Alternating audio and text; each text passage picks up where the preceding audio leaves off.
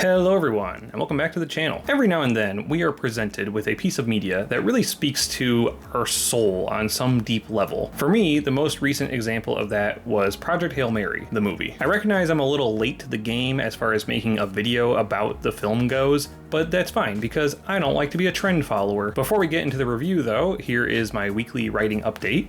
For the week of May 18th to the 24th, I wrote 4,176 words, which brings the project total up to 157,716 words. As of filming this video on Thursday evening, I have now written 17 days in a row, including today, which is a huge productive streak for me. In addition to the actual story writing, I've also obviously been writing video scripts again, which, while not productive per se, in the sense of the story word count goal, they're still a very productive use of my time and also count as additional writing. Progress on the book is going to be a little slower for the next several weeks, unfortunately, as my weekends are booked solid through the end of June pretty much. So I have shortened my weekly goals accordingly. We'll also see if I'm able to squeeze in video making in that span, but regardless, allowing yourself to celebrate little milestones, even if they're less impactful than you'd like, is good for your sense of progress. And now, on to the review. Project Hail Mary is an adaptation of Andy Weir's novel of the same name.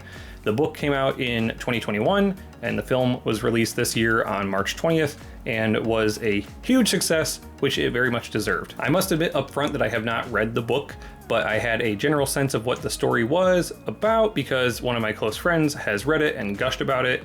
I promise I will get around to reading it eventually. I'm just going to start by saying that I absolutely loved the movie. Coming in, it already had a lot going for it in its favor for me.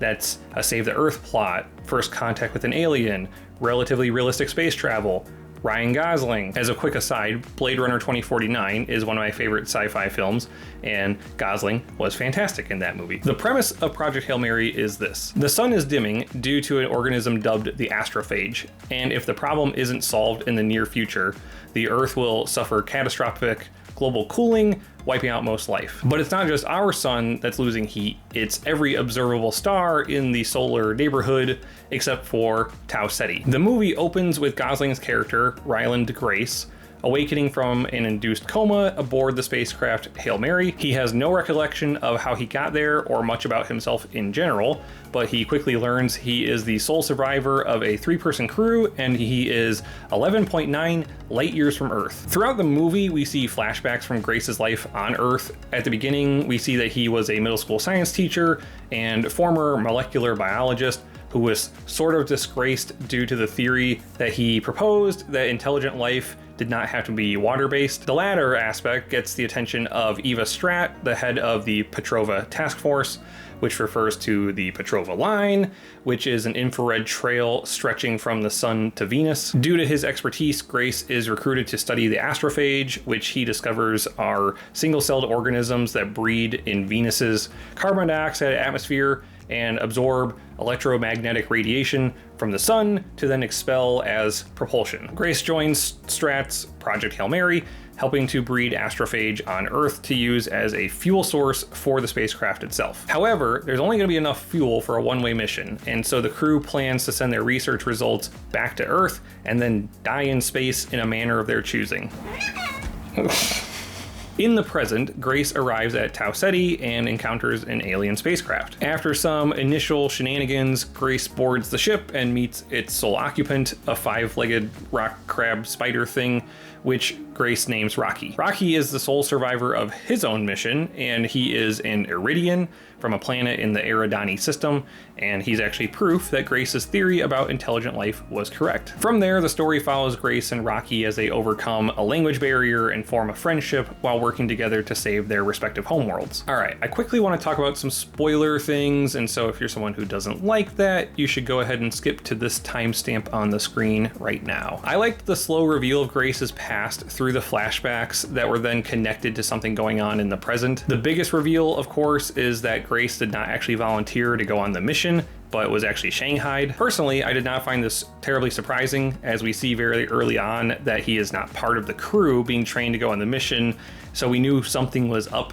that put him on the ship when he wasn't supposed to be on the ship. From talking to a few people in person, it sounds like they expected some situation to arise that made it so Grace volunteered to go on the mission, but a big part of Grace's character is that he's a coward. We discover the Shanghaiing toward the end of the film when Grace and Rocky are enacting their plan to gather the Taumoeba, which is another organism that actually eats the astrophage and explains why Tau Ceti is not dimming. They harvest the Taumoeba from the planet Tau Ceti E, which Grace named Adrian, obviously keeping with the Rocky theme. During the attempt, a fuel leak causes the Hail Mary to spin uncontrollably and Grace is knocked unconscious. Rocky, who has been in a protective atmospheric ball this whole time, breaks free of his container and starts burning alive in the alien atmosphere in order to save Grace. And it was just a beautiful, heroic moment that showed just how powerful this friendship was, and it's also a testament to the film's quality because I felt genuinely concerned for what I knew was actually a puppet, but the character was so well realized that I couldn't help but be scared for Rocky. I also really liked the false ending with which we were presented because it allowed for the completion of Grace's arc. After Rocky recovers, they celebrate for a bit, it's cute and fun, and then they part ways. Rocky gave up some of his fuel for Grace so that Grace could actually return home.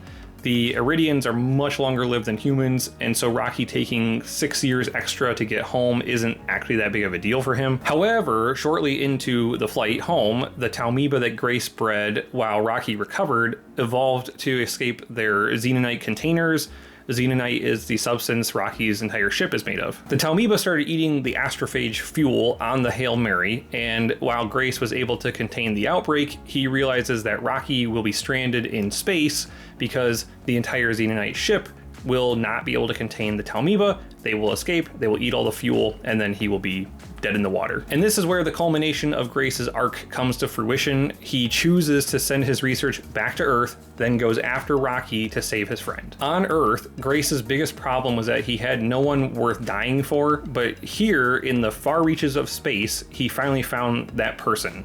Or alien. The movie ends with Rocky visiting Grace in a biodome the Iridians made for him. Rocky tells Grace the scientists are finished preparing the Hail Mary to return to Earth, but instead of choosing to leave immediately, Grace says that he'll have to think about it, and the last shot is then of him teaching science to a bunch of excited Iridian children. So first and foremost, I love a good power of friendship type of story because overcoming differences and working together toward a common goal are good things. I also really liked how there was no initial animosity in this first contact story. Both characters were scientists in their own right, and both wanted to work with the other to complete their shared task. The visuals were fantastic throughout the movie, the music was amazing as well. All scenes taking place in the Hail Mary were filmed on a practical set built specifically for the movie, which obviously helped with the unique feel. Also, Rocky was brought to life primarily through puppeteering, which really helped us, the human viewers, feel like this alien was really there alongside Ryan Gosling. Also, a couple other fun facts I learned about this film along the way was that pre-production actually began in 2020